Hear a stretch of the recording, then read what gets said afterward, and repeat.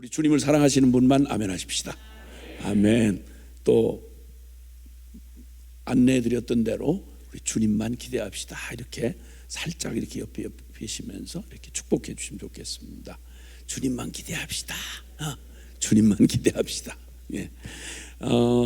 여러분 이제 40주년을 맞이하면서 교회가 또 여러 가지 또 많은 그 이미 주신 축복과 그 은혜를 감사하는 일도 있겠고, 또 이후에 주님이 40년 동안 주님하고 같이 잘 살았으니까 이제 내 마음대로 살래요, 이럴 사람은 없겠죠 뭐.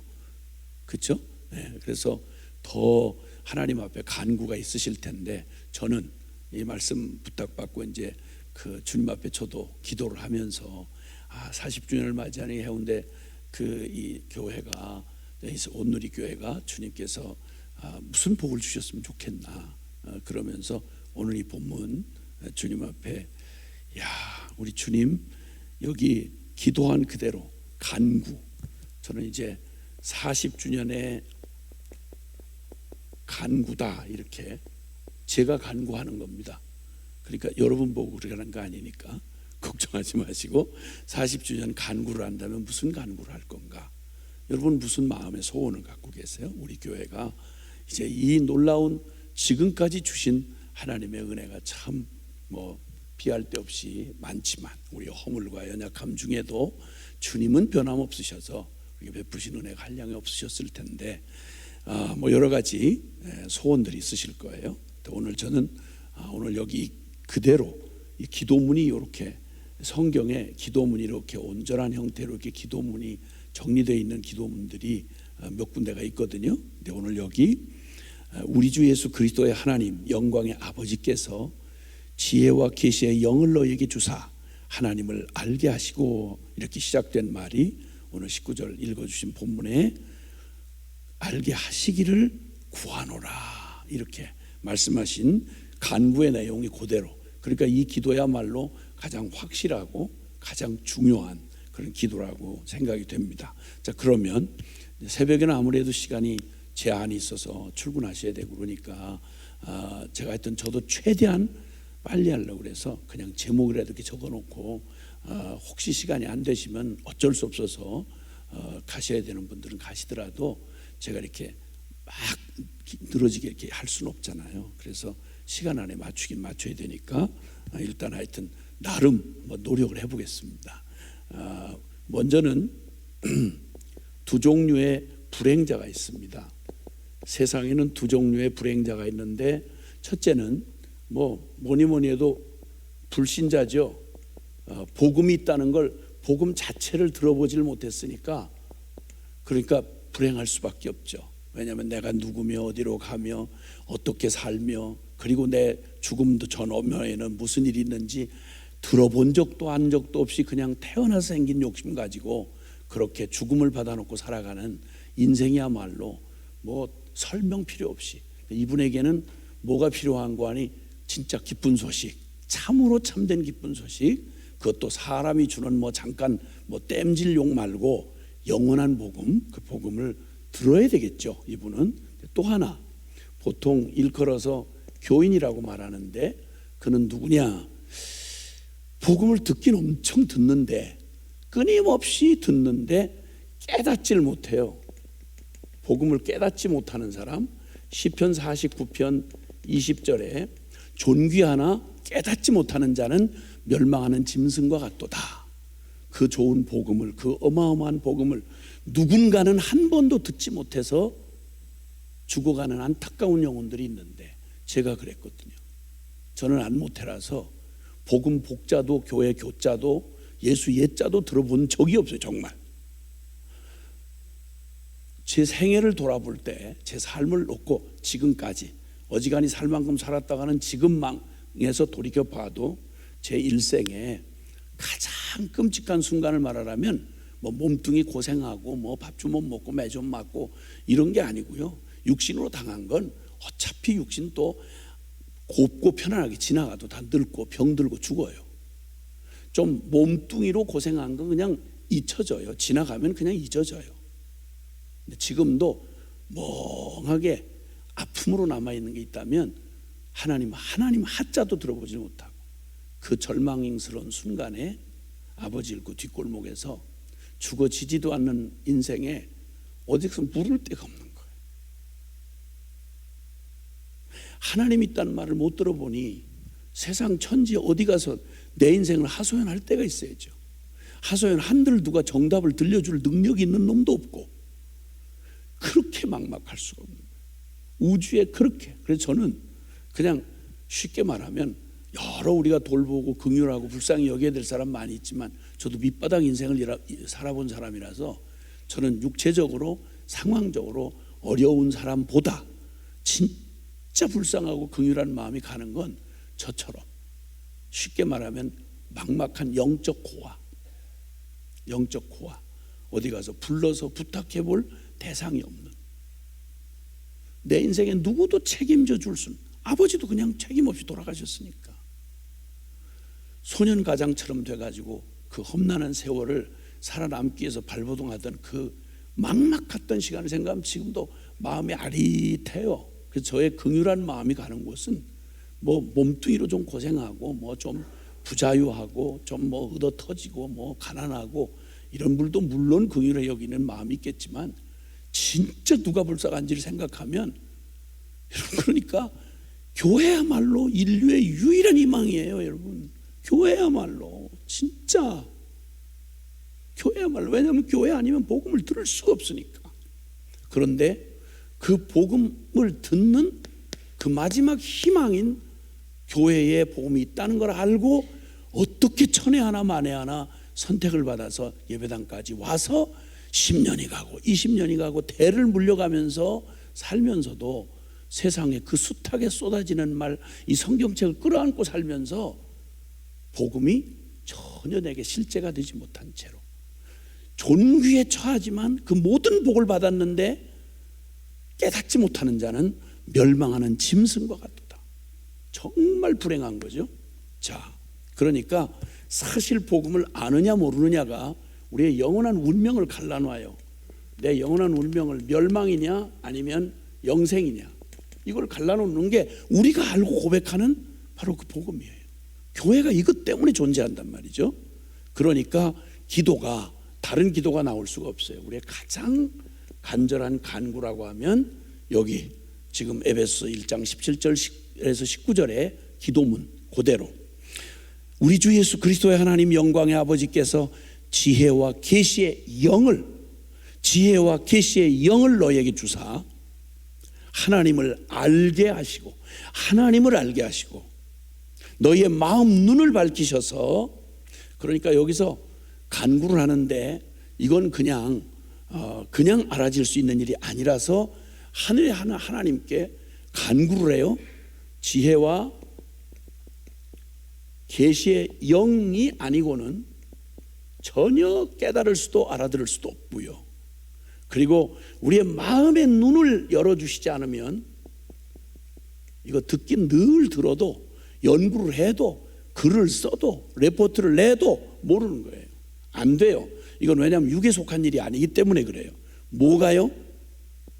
바로 복음에 우리에게 주어주신 이 복음의 영광 그리고 그 복음 안에 들려있는 능력 복음으로 말미암은 축복 복음이 뭔지를 모른 채로 신앙생활을 한다. 교회가 존재하는 이유가 생겨난 게 복음 때문에 생겨났고 그 복음을 위해서 그 복음 전파를 위해서 세워진 게 교회고 그리고 그 교회를 교회 되게 하는 능력이 복음인데 그냥 교회 생활에는 익숙해 뭐 여러 가지 뭐 경험도 하고 체험도 하고 좋은 것도 많아 교제도 하고 그런데 정작 복음이 뭐냐고 물으면 멍한 거예요. 뭐지? 모른다고 하기에는 너무 자존심 상하고 안다고 하자니 하도 좋은 말을 많이 들어놔가지고 뭐를 도대체 복음이라고 하는지를 모르겠는 거예요. 깜짝 놀라게도.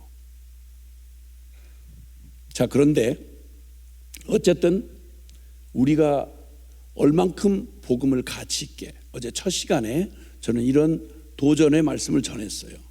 그를 높이라. 만약 그걸 복음이라고 말하면 복음을 높이라. 그리하면 그가 너를 높이 들어주리라.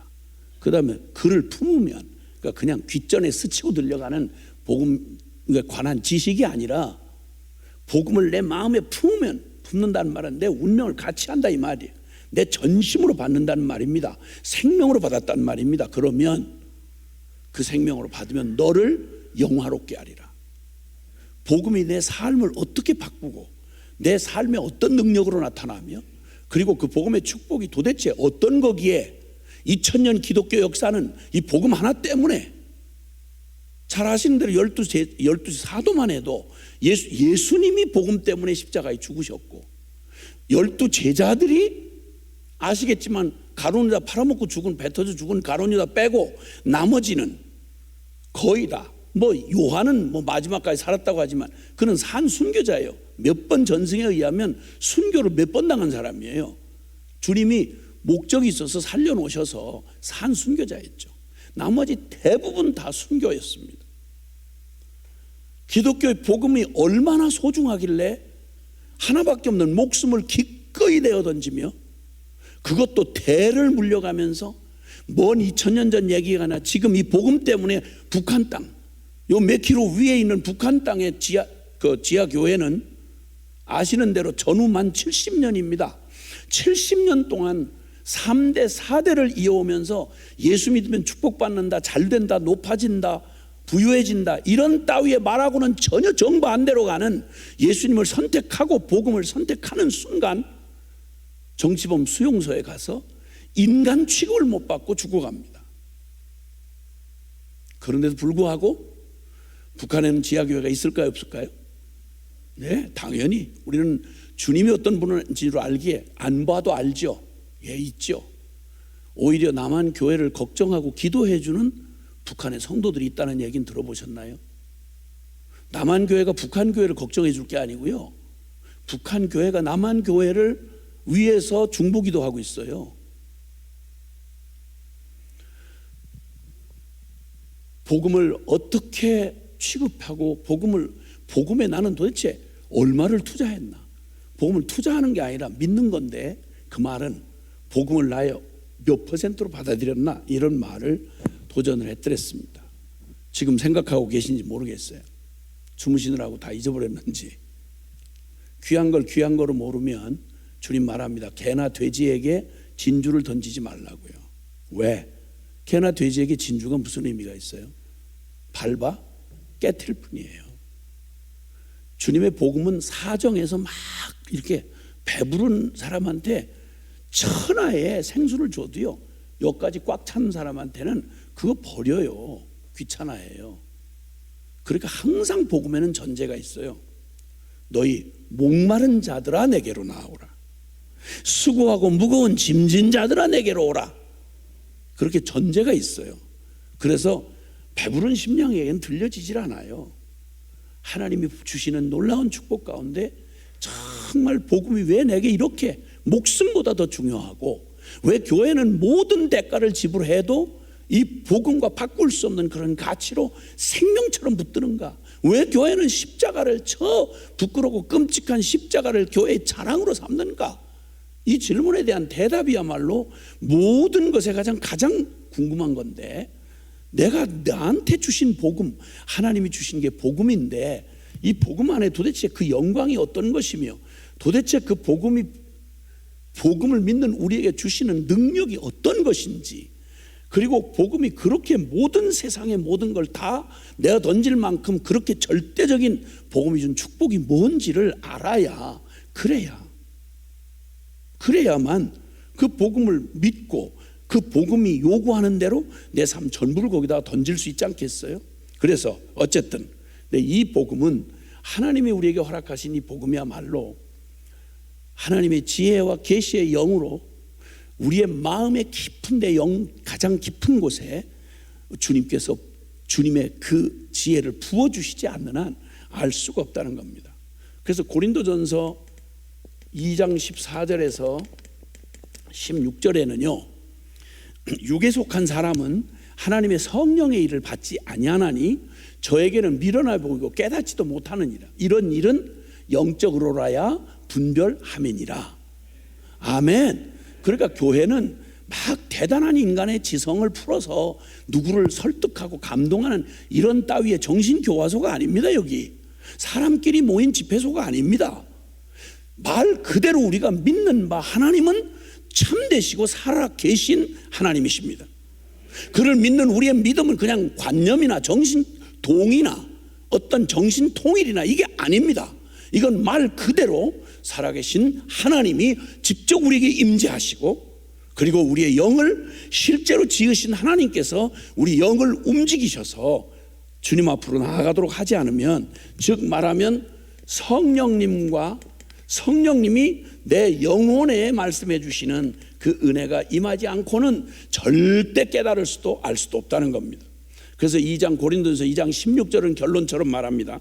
하나님의 가장 깊은 마음 본심에서 우리를 이처럼 사랑하사 그분의 아들을 실제로 내어주신 하나님 아버지의 그 마음을 누가 알아서 그 하나님을 제대로 알 자가 있겠느냐, 이런 질문법으로 고린도전서 2장 16절은 누가 주의 마음을 알아서 주를 가르치겠느냐, 그러나 우리가 그리스도의 마음을 가졌느니라. 누가 감히 천지를 창조하시고 우리를 만드신 그 하나님을, 그 위대하고 크신 하나님을 누가 감히 알겠냐는 거예요.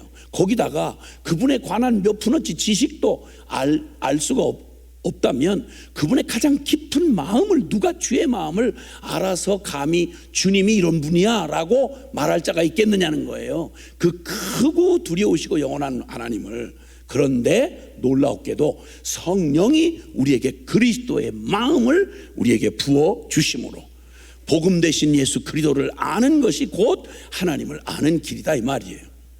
자, 그러니까 주님이, 이러니까 우리는 여기서 요한복음 17장 3절은요 영생은 아는 것이다 이렇게 표현해요. 이 성경에는 아는 것과 믿는다는 말을 동의어로 씁니다. 믿되 알고 믿는 거고, 아멘. 알되 믿어질 만큼 아는 걸 얘기하는 거죠.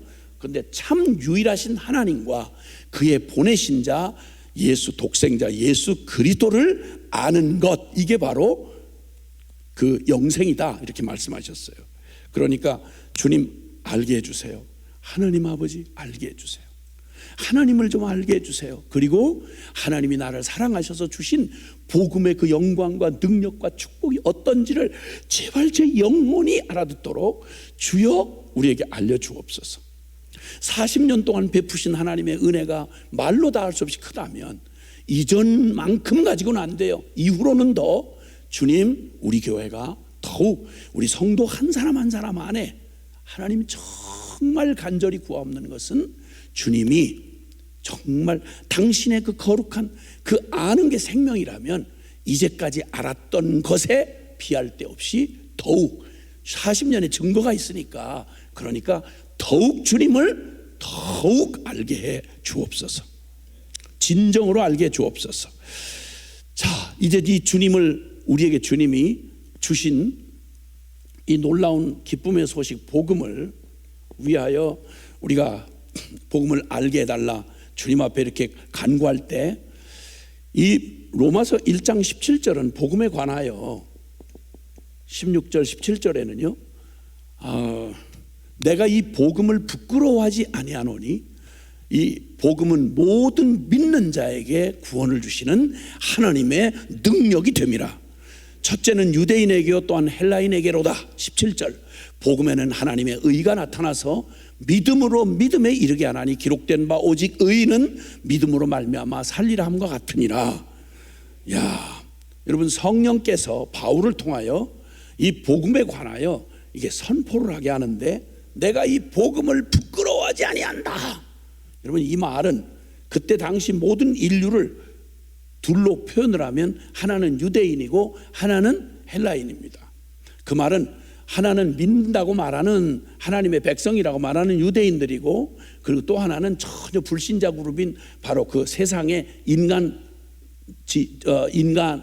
주장하는 그런 헬라인들, 이 두 그룹 모두에게 나는 유대인에게든 헬라인에게든 나는 이 복음을 결코 부끄러워하지 않는데, 당대 최고의 헬라의 철학과 로마의 전 세계를 쥐락펴락하는 로마의 부귀와 영화 권세, 그리고 유대인의 하나님을 안다고 하는 선민의 그 자긍심, 율법을 가지고 있다는 그 놀라운 교만, 이 모든 유대인과 이방인에게 나는 이 십자가의 이 복음을 결코 부끄러워하지 않는다. 이 말은 자랑한다는 말을 가장 강한 반어법으로 이렇게 강조하는 거죠.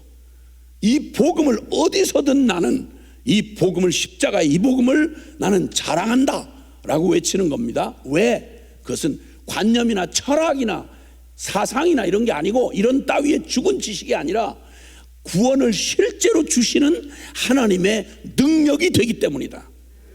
복음이 말입니다. 복음이. 그래서 모든 믿는 자에게 구원을 주시는 하나님의 능력이다. 그래서 저는 이 복음을 받은 자의 이 복음의 사자후다, 저는 이렇게 표현을 해보는데, 복음의 사자후, 로마서 8장 이 복음을 생명으로 구원을 주시는 능력으로 받은 사람은요, 로마서 8장 14절부터 16절에 보면 이 복음을 받은 사람이 멈출 수 없도록 그냥 탄성을 지르는 그런 그 사자후가 있습니다. 꼭 그냥 뭐 복잡할 것 없이 사자가 막 부르짖듯이 그냥 사자후를 바라는 게 있는데, 복음이 정말 생명이 된 사람, 복음을 제대로 아는 사람은 멈출 수 없이, 잠잠할 수가 없이 터져오르는 사자후가 있는데, 그런 로마서 8장 14절에서 16절에 하나님의 영으로 인도함을 받는 사람들은 하나님의 아들이라, 하나님의 자녀라. 그래서 그 성령이 그 영으로 더불어서 성령께서 그 하나님을, 복음으로 하나님을 만난 사람들의 영 안에서 아빠 하고 소리치게 합니다. 하나님을 아빠 하고 소리치게 한다. 복음은 우리로 하여금 하나님 아저씨 이게 아니고, 하나님 아빠 하고 친아빠를 부르는 당당함으로 하나님을 부르짖게 하느니라. 여러분, 복음이 우리에게 능력으로 임하면 하나님은 저 먼 발치에 계신 남의 하나님이 아니고요, 그 하나님은 나의 아빠가 되시는 거예요. 그래서 요한복음 1장 12절에도 영접하는 자, 곧 그 이름을 믿는 자들에게는 하나님의 자녀가 되는 권세를 주셨다. 근데 자녀의 권세를 혹시 얼만큼 누리고 계시나요? 예수를, 복음을 안다고 하면서도 복음을 전혀 써보지 못하고 활용도 못 해보고 누려도 못 봐. 그 기도를 안 하고 살아. 그 어마어마한 권세를 부여해준 자녀의 권세 중에 최고의 권세가, 아빠한테 가면 아빠 하고 가서 얘기하면 아들이기 때문에 꼼짝 못하고 아빠가 줄 수밖에 없는 이런 권세를 전혀 누리지 못하고 기도를 전혀 안 하고 사는 사람이 태반, 그저 10분의 1밖에 안 된다고 해도 안타까울 일인데, 그런데 태반이 그래요. 태반이.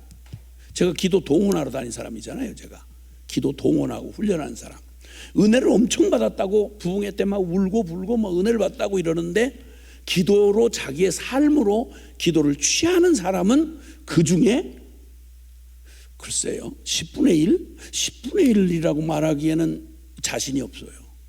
잘 안 나오거든요. 교회까지, 기도의 자리까지 잘 안 나와요. 어쨌든 그 다음에 또 하나는 로마서 8장 그 37절에 이 모든 일에 우리를 사랑하시는 이로 말미암아 우리가 넉넉히 이기느니라. 그 모든 일이라고 말한 건, 누가 우리를 그리스도의 사랑에서 끊으리요? 환난이나 핍박이나 곤고나 위협이나 기근이나 적신이나 칼이랴, 현재일 장래일 높음 깊음 천사들, 그 어떤 한해 권세자들, 그리고 모든 피조물, 일생에 만날 어떠한 두려움도 나는 절대, 이 복음을 가진 나는 절대 두려워하지 않을 뿐만 아니라 나를 사랑하신 이로 말미암아 넉넉히 이기느니라. 넉넉히 이기느니라. 슬픔도 두려움도 죽음도 가난도 그 어떤 것도 우리를 절대 주님의 사랑에서 끊을 수 없을 뿐만 아니라, 나는 내게 닥치는 모든 일에 지지거리고 찔찔거리고 사람 여기저기 기웃거리지 아니하고 하나님 아빠 되신 하나님 이 복음 안에서 나는 이 모든 것을 넉넉히 이기느니라. 여러분 이게 복음의 사자우입니다. 이게 복음의 사자우입니다. 적어도 장로님들이라고 하면 이 일에 관하여 이 무형의 영적 세계 안에 일어나는 일은 말빨 가지고 되는 일이 아닙니다. 나무는 열매를 보아 아는 것처럼 소금은 뭘로 소금인지 압니까? 짠맛으로 하는 거죠. 모양으로 하는 게 아니라. 교회가 능력 있다는 말은 교회에서 세운 어른이라고 하는 장로님의 삶에, 그 장로님이 어디 총장님이시냐, 굉장한 회장님이시냐, 국무총리님이시냐, 이런 말이 아니라 이 복음의 능력과 복음의 사자우가 당당하게 나타나는, 복음이 그를 모든 다른 사람은 지쳐 넘어지게 하는 그 자리에서 그도 역시 연약하여 넘어질 수밖에 없지만, 그러나 그게 결론이 아니라 나를 사랑하시는 이로 말미암아, 이 복음으로 말미암아 나는 넉넉히 이기느니라. 이런 증인이 되어주신 분이 장로님이시다 이 말이에요. 성도들이 연약하고 어린 성도들이 앞에서 함께 몸을 입고 살아가는 교회, 그래도 어른이라고 하는 장로님, 기도하는 권사님들이 의연하게 이 세상에서 어차피 맞이할 모든 이 세상의 세파를 넉넉하게 기도로 이기고 복음의 기쁨으로 사로잡혀서 그렇게 승리의 걸음을 걸어가는 증인들을 보고 그 뒤를 따라가는 것, 이게 바로 건강한 교회요, 이게 살아있는 제자된 교회인 것입니다. 여러분 아멘. 아멘 아멘. 저도 이렇게 소리 지르려고 생각하고 온 건 아닙니다. 새벽부터. 나 싫어요, 새벽부터 소리 지르는 사람. 자, 그러니 이제 이렇게 놓고 보면 인생사에 가장 수많은 맞이할 수많은 일이 있지만, 인생사 최대의 사건이 있다 그러면, 내 인생사 한 인생이 일생을 살아가는 날 동안 뭐 여러 가지 뭐 좋은 대학에 합격한 기쁜 날도 있고, 그 어려운 결혼이 성사된 날도 있을 것이고, 뭐 이런저런 뭐 크고 작고 좋고 나쁘고 하는 수많은 일을 우리가 짧은 인생 안에 겪어가지만, 그 모든 일을 합친 것보다 내 일생 일대 가장 최대 사건, 그건 뭐라고 할 수 있을까요? 그것은 바로 살아계신 하나님을 만난 사건입니다. 아멘. 예. 그럼 뒤집어 말해서 인생 최악의 여러 가지 어려움과 슬픔과 비극을 당할 수 있지만, 최악의 비극이라고 말하면 내 인생사에 가장 제일 끔찍한 비극이 있다고 그러면 이렇든 저렇든 하나님을 잃어버린 사건입니다. 하나님을 잃어버린 사건일 것입니다. 왜냐하면 천하에 많은 말 하지 아니하고, 여러분 어떤 순간에서도 하나님만 나와 함께 하시면 그 문제는 문제가 되지 않죠, 그죠? 어두움은 빛이 될 것이고 저주는 축복이 될 것이고. 아멘. 할렐루야. 하나님이 나와 함께만 하시면 만사 오케이. 하나님 전능한 하나님인데 그 하나님이 나와 함께 하느냐 못하느냐가 문제지, 무슨 일을 만나느냐 이건 중요하지 않아요. 어떤 일을 만나든지 나와 함께 하시는 주님이 나와 함께 임마누엘만 하시면 그건 해결이에요. 주님이 해결할 수 있으니까. 주님이 해결 못할 일은 없거든요. 근데 천하의 모든 기회를 다 누리고도 딱 한 가지, 하나님이 없다, 그럼 끝입니다. 그럼 끝입니다, 여러분. 그럼 끝입니다. 그래서 주님, 이건 제 얘기가 아니고 주님이 우리에게 보여주신 거예요. 간단하게 긴 말을 할 수가 없어서 먼저, 여러분 인생 중에 최고의 인생이라고 꼽을 수 있는 사람, 성경에서 하나 꼽아보면 저는 니고데모라는 사람을 이야기할 수 있겠습니다. 니고데모, 이게 요한복음 3장에 예수님을 만나러 온 사람 얘기입니다. 그 다음에 요한복음 4장에는요 최하의 인생을 소개해 줍니다. 최하의 인생. 그는 바로 여러분 잘 아시는 분들 계시지만 사마리아 수가성 누님입니다. 수가성 누님 들어보셨나요? 저는 이 수가성 누님이 저희 과라서 굉장히 마음에 따뜻해지고, 이 누님만 생각하면 가슴이 따뜻해집니다. 자, 그런데 아시겠지만 여러분, 이 최고의 예수님이 두 사람을 다 만나 주셨어요. 하나는 니고데모는 예수님을 찾아왔고, 하나는 예수님이 찾아가셨습니다. 자, 그런데 이 두 사람 왜 최고의 인생이라고 하는지는 길게 설명할 필요가 없겠어요. 왜냐하면 인류 중에 뽑은 사람들이 유대인입니다. 유대인 중에 뽑힌 사람이 바리새인들이고요, 자기들이 구별됐다고 말하는 사람들이고, 그 중에 뽑힌 사람들이 바리새인이면서 랍비, 최고의 성경, 요즘으로는 신학 박사님, 그래요. 그 중에 사내들인 공회의원이 됐다는 말은 유대인 자치기구인데, 지금의 우리나라 국회의원하고는 급이 좀 달라요. 훨씬 더 위입니다. 훨씬 더 위에요. 그 영향력이나 이 권위에 대해서. 근데 그 사내들인 공회의원에, 그것도 유대인 중에서 바리새인 중에서 인정받고 뽑혀서 무흠하여, 그리고 사내들인 공회의원이 된 사람 중에 니고데모라는 사람이 있습니다. 그러니까 그냥 봐도 그냥 도 좀 닦고 산에서, 히말라야 산에서 가부좌 들고 도 좀 닦고 내려왔다, 이건 기준도 없이 저 혼자 한 거니까 별 가치가 없어요. 그런데 인류에게 유일하게 주신 하나님의 거룩한 말씀 율법의 의로 흠이 없는 사람이에요. 이 성경의 의로 흠이 없어요. 어렸을 때부터 율법을 다 지킨 사람이에요.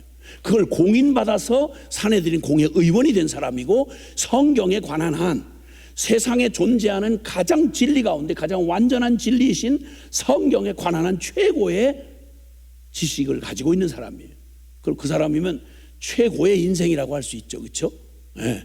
그런데 주님, 이 사람하고 최하의 인생, 뭐 길게 얘기할 것도 없고, 유대인이 이방 개처럼 취급하던 사마리아 사람 중에, 그것도 수가성이라는 곳에서, 그 수가성 동네에 아주 소문난 내놓은 여자, 마카파 여자, 그 여자가 수가성 우리 누님입니다.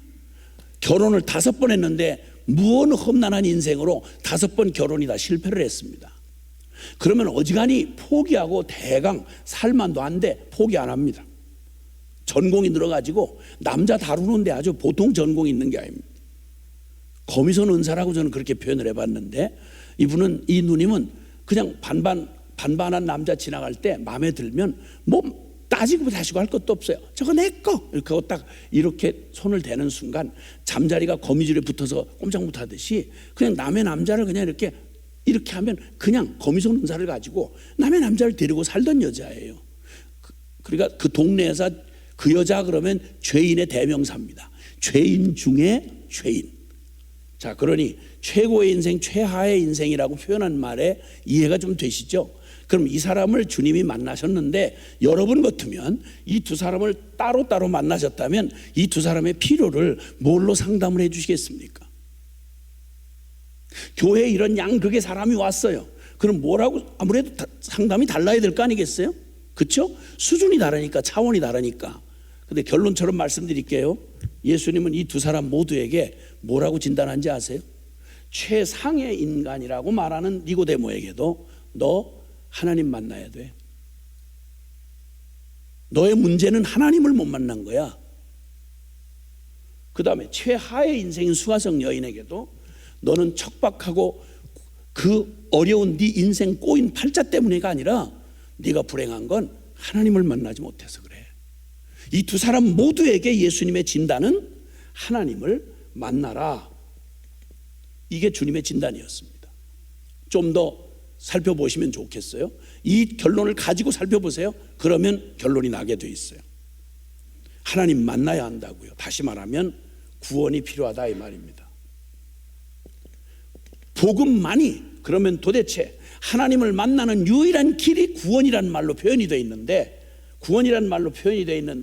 이 구원의 유일한 길이, 주님께서 구원의 유일한 길로 주신 게 바로 우리가 그토록 별스럽게 생각하지 않는 십자가 복음인 것입니다. 이 복음의 십자가의 복음을, 그래서 사도 바울을 말합니다. 성령께서 사도 바울을 통해 로마서에 말씀하신 복음이야말로 이렇게 외치죠. 내가 이 복음을 부끄러워하지 아니하노니 이 복음은 모든 믿는 자에게 구원을 주시는 하나님의 능력이 됨이라. 그리고 그는 고린도전서 1장 18절에 바로 이 복음의 핵심인 십자가의 도가 멸망하는 자들에게는, 못 알아듣는 자들에게는 미련한 것이지만, 그러나 구원을 얻는 우리에게는 하나님의 능력이 됨이라. 구원을 얻는 우리에게는 하나님의 능력이 됨이라. 할렐루야. 자, 이렇게 십자가의 복음을 고린도전서 1장 18절에 그렇게 표현했다면, 그는 더 나아가 더 심층적으로 말씀해 주시기를 바로 그 다음에 22절부터 24절에 고린도전서 1장 거기를 지나가고 있습니다. 저는 지금 시간 때문에 지금 찾아보지를 못하고 있지만, 여러분은 성경을 꼭 가지시고 늘 할 수 있는 찾으시면서 들으시는 게 중요하고, 그 마음에 늘 새겨두시는 게 좋겠어요. 고린도전서 1장 22절 이하에 유대인은 표적을 구하고 이방인은, 헬라인은 지식을 구하나 우리는 십자가에 못 박힌 그리스도만을 전하니, 유대인에게는 이 십자가의 복음이 거리끼는 거요, 이방인에게는 어리석은 것이 미련한 것이로되, 그러나 부르심을 입은 자들에게는, 유대인이나 헬라인에게나 그리스도는 하나님의 능력이요 하나님의 지혜니라. 구원자 되신 예수 그리스도의 십자가의 복음이야말로 하나님의 지혜 중에 최고한 지혜요 하나님의 능력 중에 최고한 능력이다. 그래서 사람들에게 인기 없어요. 유대인에게도 인기 없고 거리끼고, 그리고 이방인에게도 그렇다. 그럼 이전 시대에는 그렇게 표현했지만, 지금 우리말로 말하면 아예 태어날 때부터 교회 안에서 태어나서 믿는 집에서 태어나가지고 모태신앙으로 예배당을 떠날래 떠날 수 없는 슬픈 천명을 띠고 이 땅에 태어난 사람을 모태신앙이라고 한다.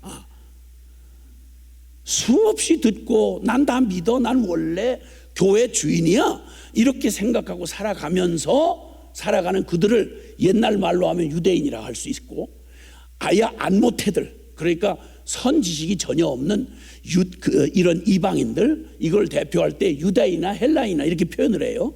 자, 그런데 그들, 유대인에게는 이 십자가의 복음이, 성경을 알고 하나님을 믿는다고 하는 그들에게는 십자가의 복음이 거슬려요.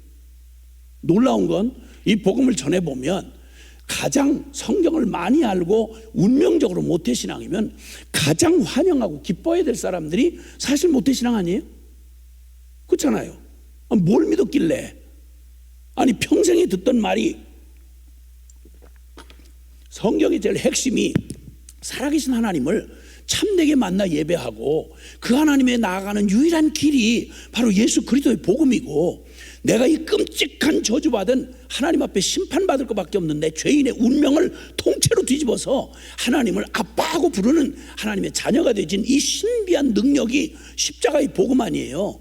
그러면 오래 믿은 모태신앙들이 십자가의 복음을 가장 반가워하고 막 기뻐하고 환호하고, 딴 얘기보다 난 다른 것이 듣기 싫어요. 그 얘기 자꾸만 평생에 듣던 말씀, 평생에 듣던 말씀, 주 예수 그 신사랑 또 들려주시. 복음을 맛본 사람은 다른 그 허접하고 쓰잘데없는 얘기 별로 관심이 없어져요. 영원한 거 아니고는, 참된 거 아니고는, 주님의 진리가 아니고는 뭐 이렇게 척척 뭐 이렇게 얘기하, 이거 그냥 인간들 그냥 귀 가렵게 해주는 얘기, 그건 하라 그래요. 그냥 그러라도 소망이 없으니까 그러다 하라 그래.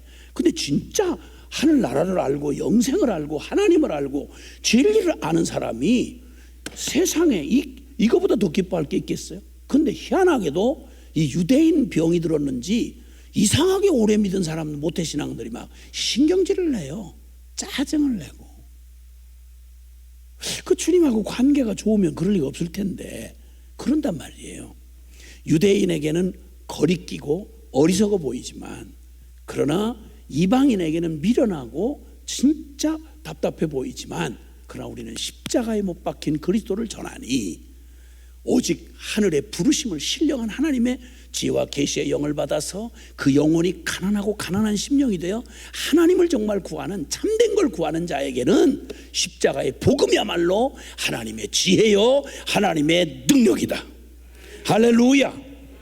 그래서 주님께서 갈라디아서 1장 7절에서 9절에 보면, 다른 복음은 없나니, 이 십자가의 복음 외에 다른 복음은 없나니, 만약에 다른 복음을 혹시 사도 중에 하나라도, 천사 중에 누구라도 이 십자가의 그리스도의 복음 외에 다른 복음을 전하면 저주의 저주를 받을지어다. 이렇게 강력한 어조로 말씀을 했어요. 성경은 그렇게 이 복음을 얘기하고 있어요.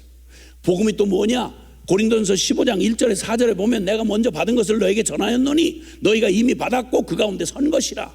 너희가 이것을 믿고 헛되이 믿지 아니하고 그것을 온전하게 믿으면 그로 말미암아 너희가 구원을 얻으리라. 내가 전한 복음은 바로 성경대로 그리스도께서 우리 죄를 위하여 죽으시고 성경대로 사흘 만에 다시 살아나셨다. 이게 그토록 생명 걸고 온 세상을 향하여 부끄럽지 아니한 복음의 사자우를 바라는 바로 그런 십자가의 복음의 능력이었습니다. 아멘. 그러니까 이 복음을 유일한 길인 이 복음을 우리에게 주셔서 이 구원의 이 놀라운 복음을 주셨단 말이에요. 그러니까 이제 이 복음을 이 주님은 그럼 이 놀라운 이 신비한 복음의 비밀을 어디에다가 담아 주셨는가? 어디에다 담아 주셨는가? 복음을 어디에다 담아 주셨는가? 복음을 어디다가 담아 주셨는가? 잘 아시겠지만 성경에다가 담아 주셨어요. 디모데 후서 3장 15절부터 17절에 보면 내가 어려서부터 성경을 알았나니 성경은 능히 너로 하여금 너로 말미암아 그리스도 예수로 말미암아 그리스도 예수를 믿음으로 말미암아 구원에 이르는 지혜가 있게 하느니라. 모든 성경은 하나님의 감동으로 된 것으로 교훈과 책망과 바르게 함과 의로 교육하기에 유익하니 이는 하나님의 사람으로 온전케 하고 또 하나님의 선한 일을 행할 능력을 갖추게 하려 함이라. 자, 오늘 복음의 영광과 능력과 축복이 궁극적으로 뭘 만들어내냐면 우리를 완전한 하나님의 사람으로 완전케 하고 하나님의 일을 행하기에 능력을 갖추게 한다. 완전한 하나님의 사람, 하나님의 일을 온전한 능력으로 행할 사람, 그를 세우는 복음의 능력과 영광과 축복이 어디에 허락되어졌는가 하니 살아계신 하나님의 말씀에 허락이 되어졌다 이 말입니다. 아멘. 아멘. 그러니까 여기 지금 이 기도 성령께서 바울을 통해서 오고 오는 모든 세대 지금 40주년을 맞이한 우리 온누리교회 모든 성도들을 위해 축복해 주는 기도가 무슨 기도인가 하니 오 주여 내가 너희를 위해서 간구하는데 너희의 지혜와 계시의 영을 너에게 주셔서 하나님을 참 하나님을 죽은 하나님이 아니라 관념의 하나님이 아니라 참되고 살아계신 하나님을 너희가 알게 하시고 할렐루야. 그리고 이제 너희의 마음 눈을 밝히셔서 네 영혼을 일깨우셔서 하나님의 이 거룩한 주님의 이 주신 부르심의 그 소망과 그 영광의 기업의 풍성함이 과연 어떤 것인지 복음 안에 담겨진 영광과 능력과 축복을 너희에게 깨달아 알게 하시기를 원하노라. 그래서 그 모든 복음의 영광과 능력을 충만하게 누리게 되기를 원하노라. 여러분 그 유명한 욥기서의 마지막 42장에 나오는 말씀 가운데 욥 세상의 당대 최고의 의인이었습니다. 지금으로 말하면 최고의 신학자였습니다. 최고한 욥이 당당하게 그에게 이유 없이 닥쳐진 그 고난 때문에 하나님 앞에 막 부르짖고 막 몸부림을 하다가 주님 앞에서 살아계신 하나님을 만나고 그가 하는 말이 여러분 욥은 당시에 하나님이 인정한 최고의 하나님을 경외하는 사람이었습니다. 근데 그가 나중에 욥기서 42장의 결론에 가면 욥이 말하기를 이렇게 말해요. 제가 세상에서 가장 뛰어나게 하나님을 잘 알고 신학으로 준비되어 있고 가장 경건하게 살았다고 하는 내가 오만한 짓을 저질렀습니다. 전에는 내가 귀로 듣고 아는 하나님이었다면 이제 내가 하나님을 눈으로 보고 그 하나님의 압도적인 하나님 앞에서 제가 죄를 무릅쓰고 회개를 하고 하나님 이제 내가 귀로 듣던 하나님이 아니라 눈으로 보고 깨달아 아나이다. 사랑하는 여러분, 이런 복이 여러분에게 있기를 바랍니다. 귀로 듣던 하나님이 아니고 누구의 아버지, 아빠, 엄마의 하나님이 아니고 목사님의 하나님이 아니라 나의 하나님 말입니다. 나의 하나님. 귀로 듣던 하나님이 아니라 눈으로 보고 나의 실제가 된 내 호흡보다도 실제가 된 그 하나님, 내가 그 하나님을 아는 자가 되기를 원합니다. 이 축복을 주시길 원합니다. 그래서 복음의 영광과 능력과 축복이 어떤 것인지를 깨달아 알아서 누구도 흔들 수 없는 이 복음의 사자후, 담대한 복음의 사자후, 복음의 사자후 말입니다. 하나님 나의 아빠야, 성령이 우리의 영을 일깨우셔서 부끄러움 없이 하나님 앞에 영원히 나아갈 수 없던 죄인인 내가, 나는 공로 없지만 그러나 그리스도 예수 안에 있는 자에게는 결코 정죄함이 없나니, 그래서 하나님을 아빠하고 부르짖는 사람, 하나님을 아빠로 둔 사람을 누가 감히 건들겠습니까? 누가 감히, 누가 우리를 그리스도의 사랑에서 끊으리요? 내가 어떤 일을 두려워하겠느냐? 와라, 뭐든지 와라. 사망아 와라, 핍박아 와라, 기근 가난 그 어떤 것이라도 내게 와라. 나는 우리를 사랑하시는 이로 말미암아 넉넉히 이기느니라. 할렐루야. 여러분, 이 복음의 위대한 사자후를 바라는 살아서 생기가 팔팔한 하늘나라의 사람들 한 분 한 분이 되셔야 하겠는데, 그래서 오늘 주님 앞에 간절히 구하고, 오늘 이 새벽에 구하고 싶은 게 있습니다. 이 기도를 맞받아 가지고 우리를 위해 기도에 축복해 준 바울의 기도, 성령의 바울을 통해서 하신 우리를 축복해 준 기도를 우리가 생명으로 받아서, 주여 지혜와 계시의 영을 나에게 충만하게 부어주십시오. 그리고 주님, 제 마음의 눈을 열어주옵소서. 말로 따라하던 읊조리던 그런 신학 구절이 아니라, 성경 암송 구절이 아니라, 주님, 이제 주님을 내가 이제 꼭 구원받았다, 용서받았다. 여러분, 이게 얼마나 어마어마한 얘기입니까? 집 나간 탕자가 맞아 죽을 짓 하고 오갈 데가 없으니까 아버지 집에 먹고 살려고 돌아왔는데, 이전에 아버지 앞에 늘 받고 누리던 때는 아버지를 모르다가, 아버지 알아요, 우리 아버지요, 다 알아요. 집 나가기 전에 탕자놈이 알던 아버지와 지가 할 짓 못할 짓 다 하고 다 탕진하고 돌아와서, 이제 맞아 죽어도 싸다, 그냥 품꾼의 하나만 받아주십시오, 나는 아들이 아닙니다 하고 마지막 끊어지지 않는 목숨 때문에 돌이켜서 회개하고 아버지께로 돌아왔다가 맨발을 벗고 쫓아나온 아버지가, 저 아들 아니고요, 품꾼이라는 말이 끝나기 전에 입을 딱 가로막으시고는 그냥 끌어안으시는 거예요. 그리고 막 감격하여 외치시는 거예요. 얘들아, 이 아들이 나간 뒤로부터 내가 너에게 부탁한 거 있지? 이 아들의 옷, 준비해 놓은 옷, 요즘처럼 기성품 사는 때가 아니잖아요. 그 아들에게 입혀줄 옷 내가 준비해 두라고 그랬지? 가지고 나와.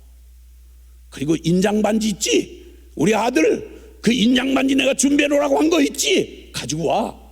동네 사람 다 불러, 손을 잡아, 잔치를 벌려. 탕자놈이 돌아와서 맞이한, 그래서 알게 된 아버지, 그 아버지가 이전의 아버지였겠습니까?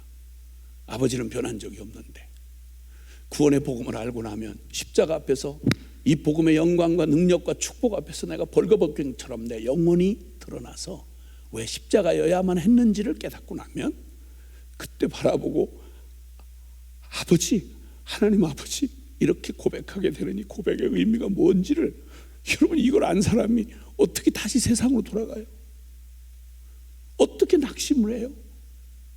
어떻게 이전처럼 살아요? 그럴 수 없어요, 여러분. 그럴 수 없어요.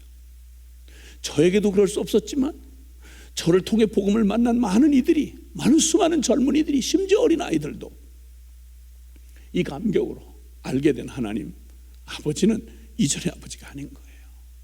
우리는 흔들리고 변화되고 우리는 무지해서 깨닫지 못해도요, 아버지는 그 전에도 아버지였어요.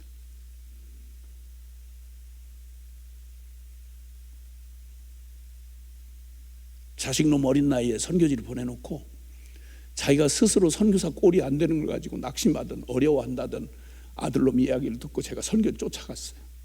이 자식에게 꼭 들려주고 싶은 말이 있어서 이렇게 얘기했어요. 아들, 네가 멋지고 자랑스럽게 승리했을 때, 성공했을 때 잘 알아도 넌 분명히 내 아들이야. 알겠나? 너무 당연한 말을 심각하게 하니까 그럼요. 네. 근데 제가 하고 싶은 말은 그게 다가 아니었어요. 한참 말이 끊어졌다가 그 다음에 다시 이 말 한마디 해주려고 거기까지 쫓아갔거든요. 아들, 한 가지 더 알아야 될 게 있어. 내 놈이 잘하고 성공할 땐 분명 내 아들이지. 근데 네가 원튼 원치 않든 네가 넘어지고 자빠져서 너 스스로가 용서가 안 될 때,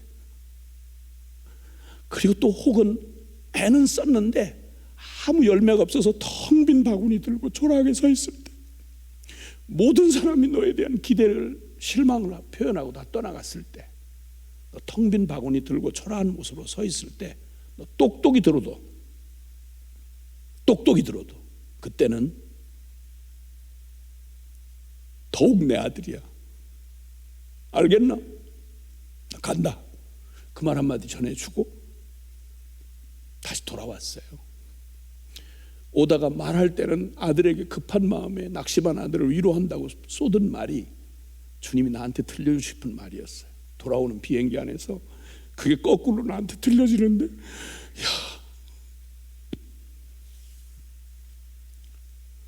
비행기 안에서 혼자 펑펑 울었어요. 야, 사랑하는 아들아, 사랑하는 내 딸, 너 잘했고 성공했을 때 분명 내 사랑하는 아들이고 내 딸 분명해. 그러나 네가 한 가지 더 알아둘 게 있어. 그건 네가 너무너무 비참하게 거꾸로 해서 너 스스로도 용서할 수 없는, 참 무너지고 죄에 넘어졌을 때, 그것도 혹은 잘한다고 했는데 그래서 아무것도 열매가 맺혀지지 않고 텅 빈 바구니 들고 초라하게 서 있을 때, 그땐 똑똑히 기억해도 그땐 더욱 내 아들이야, 내 딸이야.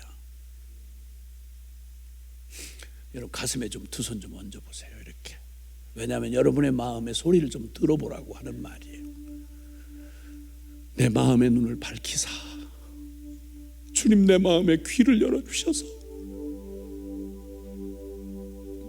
오늘 이 아침에 너무 막 여러분이 막 기도하려고 애쓰지 마시고요, 좀 주님의 말씀 한번 듣는 시간을 가져보세요.